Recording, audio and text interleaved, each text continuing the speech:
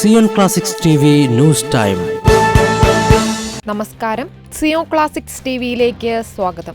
അധിക ചിലവുകൾ ഒഴിവാക്കുക, കർദിനാൾ സംഘത്തിനോട് ആഹ്വാനവുമായി ഫ്രാൻസിസ് പാപ്പ. Vatican City. അധിക ചിലവുകൾ ഒഴിവാക്കുവാൻ കർദിനാൾ സംഘത്തിനോട് ആഹ്വാനവുമായി ഫ്രാൻസിസ് പാപ്പ. കർദിനാൾ സംഘത്തിന് നൽകിയ ഒരു കത്തിലാണ് ഫ്രാൻസിസ് പാപ്പ 10 വർഷം മുമ്പ് ആരംഭിച്ച റോമൻ കൂരിയ പരിഷ്കാരങ്ങളെക്കുറിച്ച് പരാമർശിച്ചുകൊണ്ട് ഇക്കാര്യം സൂചിപ്പിച്ചിരിക്കുന്നത്. ധനക്കമ്മി ഇല്ലാതാക്കുന്നതിന് സാമ്പത്തിക മിതത്വം പാലിക്കേണ്ടതിന്റെ അനിവാര്യത പാപ്പ കത്തിൽ ചൂണ്ടിക്കാട്ടുന്നു.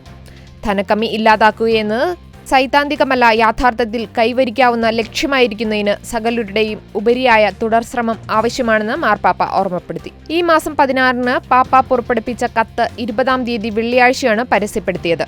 ചെലവ് ചുരുക്കലിന്റെ ഭാഗമായി സേവനം അനിവാര്യതയുടെ ചൈതന്യം ഉൾക്കൊണ്ടുകൊണ്ട് നിർവഹിക്കപ്പെടണമെന്ന് പാപ്പ പറയുന്നു.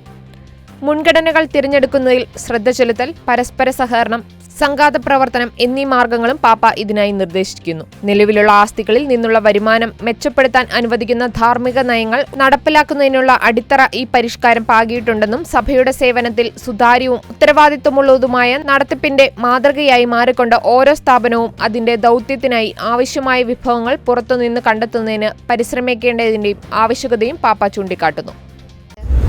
കൂടുതൽ ക്രിസ്തീയ വാർത്തകൾക്കായി ഈ ചാനൽ മറക്കാതെ സബ്സ്ക്രൈബ് ചെയ്യുക.